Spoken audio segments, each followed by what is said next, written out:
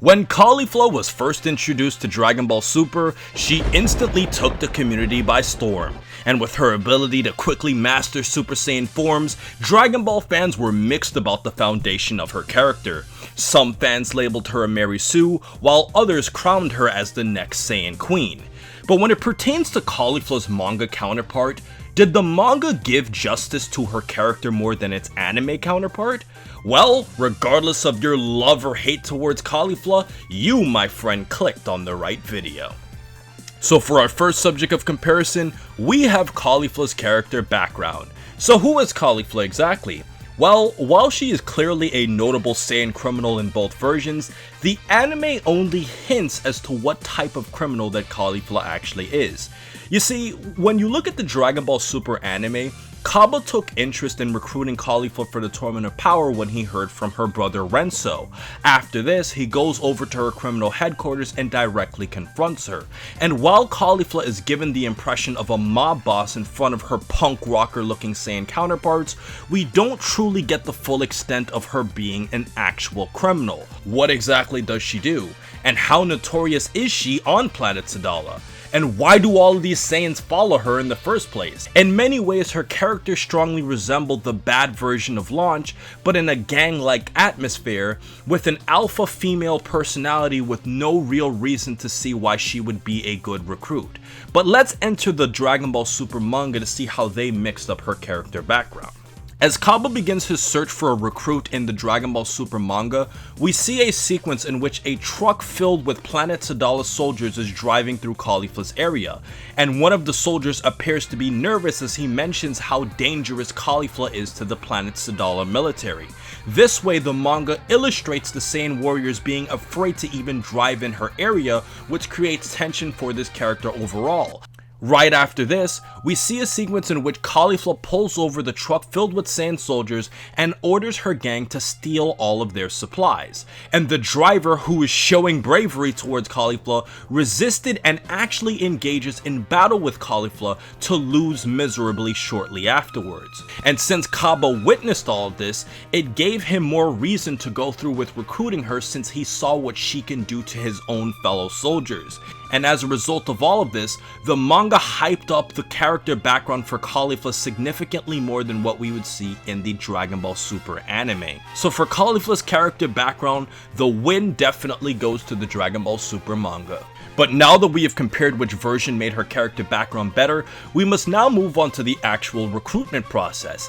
And it is here where many Dragon Ball fans have their biggest issue with Caulifla's character.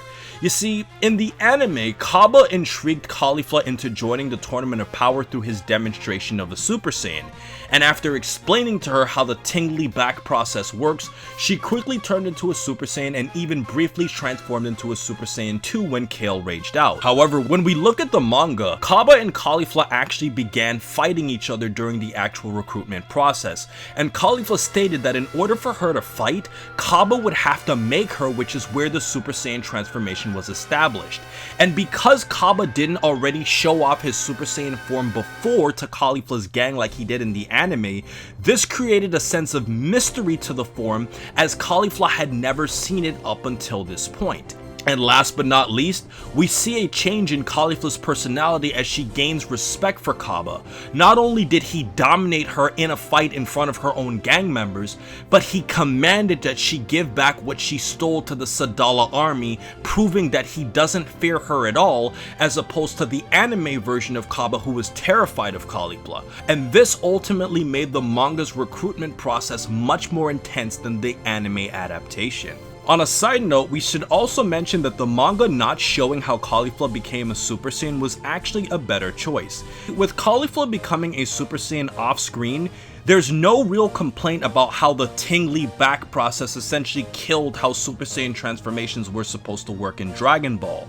And had the manga came first before the anime, this would have created significantly more hype for what she would be able to do in the Tournament of Power because we wouldn't know what transformations that she was capable of. So when you look at how intense the manga was as compared to the anime, in addition to keeping the mystery of Kale and Caulifla's Saiyan potential intact, the manga definitely wins the recruitment process along with Caulifla's character background. But as Dragon Ball fans, you can never analyze a character without taking a look at key battles. And here is where the manga and the anime are completely different. In the manga, other than the brief recruitment battle with Kaba, Caulifla is only seriously engaged in a battle with Frieza in the Tournament of Power. And while you can say the dynamic between Frieza and the Saiyans has been done so many times before, the relationship with Caulifla was definitely a refreshing one. Caulifla retains Vegeta's quick temper and brash attitude, while also resembling Goku's eagerness to learn new transformations and his childlike attitude for battle. And when you consider the fact that Super Saiyan forms are new to Caulifla, this definitely added a lot of intensity, as Caulifla essentially has to rely on her new Super Saiyan abilities against a significantly more powerful and experienced foe. And if you want an example that greatly illustrates the intensity of this battle, it would be the sequence in which Frieza was using brutal psychic abilities to throw large rubble at Caulifla. But Caulifla manages to counter Frieza by going behind him and following up with a Kamehameha-like blast. And when you couple this with Caulifla calling Frieza a pale lizard, her juvenile-like behavior provided a stark contrast to the Galactic Emperor who was overconfident. However, when it comes to key battles, the anime version of Caulifla had significantly more involvement than her manga counterpart.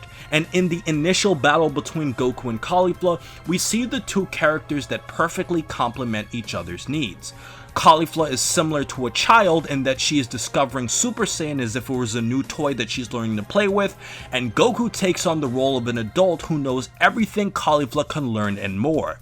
And this dynamic intensified as Caulifla was irritated by Kale intervening in her first fight with Goku. Because of this, the anime was able to successfully illustrate Caulifla's intrigue in Goku, while also indicating the jealousy and concern of Kale. And it was the first battle between Caulifla and Goku that made the second fight so much better. Now, we're gonna take a look at the Pride Trooper battle, and in this fight, Caulifla was being outclassed by the Pride Troopers, but continued to fight to show how much she cared for Kale. As a viewer, you were able to effectively sympathize with Caulifla by watching her continuously get beaten down, with Kale being trapped in a circular void. But after Caulifla gets in trouble and starts to lose, we see her character develop when Kale comes to save her. Unlike her early fight with Goku, Caulifla is not enraged when she needs help from her friend. In fact, she embraces this as she is shown having more confidence in her protege. But this wouldn't be the last time that we saw Kale and Caulifla team up. This leads us to the battle, or shall we say the multiple battles, against Goku. And as the battle begins, Caulifla first had the challenge of taking on Goku's after image technique. And while Goku was only in his base form, you could truly see the genuine excitement and intrigue as Caulifla managed to adapt to Goku's after image technique and how it pushed Goku into transforming. So despite Super Saiyan 2 being a low-level transformation at this point in Dragon Ball history, the anime adaptation found a way to make a low-level transformation have value in the case of Caulifla. However, when Kale joined into the battle, the theme of the fight transitioned from a student versus a master to the power of love between Kale and Caulifla. In the manga, Kale was a subordinate to whom Caulifla found great potential in. In terms of the anime, however, the show strongly implies that there's much more to Kale and Caulifla's relationship than just being friends or a subordinate and a master. And as compared to the manga, the tag team battle against Goku was a concentrated and controlled battle against a stronger foe, whereas the Frieza fight simply showcased a monstrous version of Kale who couldn't control herself. And the anime allows its viewers to gauge the success of Kale and Caulifla as both of them slowly pushed Goku into more powerful forms, starting with a Super Saiyan 3. But the one scene that truly magnifies the extent of Kale and Caulifla's affection towards one another would be when Kale went berserk once again in the anime. Unlike the manga, Caulifla successfully calmed down Kale, similar to how Pan calmed down a great ape Goku in Dragon Ball GT. In addition to this, we are also able to see Kale attain a stronger and more controlled transformation because of Caulifla's influence, so the anime succeeded in illustrating the depths of Kale and Caulifla's bond by also allowing a transformation to be the birth out of it. But ultimately, the climax of Caulifla's battles in Dragon Ball Super comes to an end when she fuses with Kale in the form of Kefla. And we must say that because of Caulifla's influence, Kefla's anime adaptation was vastly superior.